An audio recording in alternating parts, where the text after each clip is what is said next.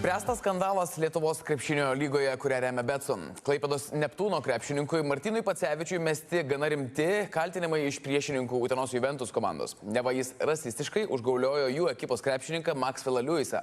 Lietuvis tokius kaltinimus vadina absurdiškais ir netmeta galimybės pats kreiptis į teismus dėl šmeižto. Anot teisininkų, rasizmo apraiškos Lietuvoje vertinamos labai griežtai. Sportininkui gali grėsti didžiulės baudos, tačiau svarbu įvertinti, ar jos iš tiesų buvo, pasakoja Nerijus Bliujus. LKL, kurią remia Betson čempionato pusfinalyje tarp Klaipėdos Neptūno ir Utenos Juventus šiuo metu vyksta atkakli kova. Tiesa, paskutinis mačas pažymėtas ir ne tik geriausiomis emocijomis. Trečiąsias serijos rungtynes pralaimėjusi Utenos Juventus ekipa iš karto po jų išplatino skandalingą pranešimą. Utenos Juventus klubas griežtai smerkia varžovų komandos aukštaūgio Martyno Pacevičiaus rasistinius pasisakymus po rungtynių mūsų komandos žaidėjo Maxwello Lewiso atžvilgiu. Utenos komandai išplatinus tokį pranešimą, į jį socialiniuose tinkluose iš karto sureagavo ir rasizmu apkaltintas krepšininkas Martynas Pacevičius, neigdamas jam mestus kaltinimus. Viešai apšmeižti mano vardą be menkiausio mano komentaro apie situaciją yra mažiausiai žema. Visi, kas mane pažįsta, žino, kad esu absoliučiai prieš bet kokias rasizmo formas.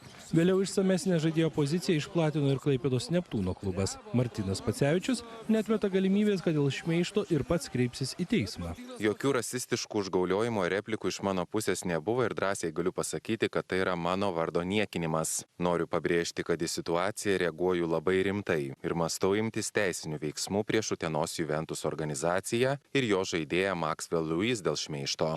Dėl šio incidento vidinį tyrimą jau pradėjo Lietuvos krepšinio lyga. Anot teisininkų, tokiais atvejais labai svarbu išsiaiškinti, kas ir kaip buvo pasakyta. Reikėtų vertinti visą kontekstą.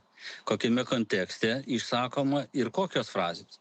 Bent jau iš viešos erdvės aš niekur nemačiau, kad tos frazės būtų aprašytos ir galbūt ir gerai, kad jos neaprašytos ir nėra kartojamos.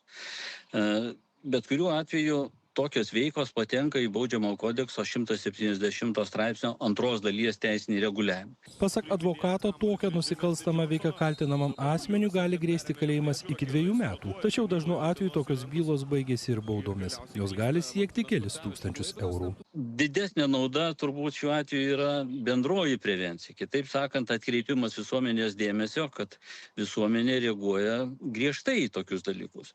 Tačiau ir šioje konkrečioje situacijoje, kiek aš su jie susipažinęs, tai tikrai manau, kad galėtų ir federacija įspręsti, ir klubų vadovybės įspręsti, jeigu iš tiesų ten buvo kas nors pasakyta. Šį sezoną apie galimas rasizmo apraiškas prabilo dabar jau buvęs Vilniaus Ryto žaidėjas Jordanas Walkeris. Socialiniuose tinkluose jis rašė, kad Vilniuje po rungtynių pakliuvo į nemalonų incidentą. Esą namo, kuriame gyvena požeminėje aikštelėje, jį ėmė kamantinėti keli žmonės. Anot krepšininko, tai galimai buvo susijęs su tuo, jog jis yra juodaodis. Tiesa, vėliau amerikietis įrašą ištrynė, o po kurio laiko ir paliko ekipą.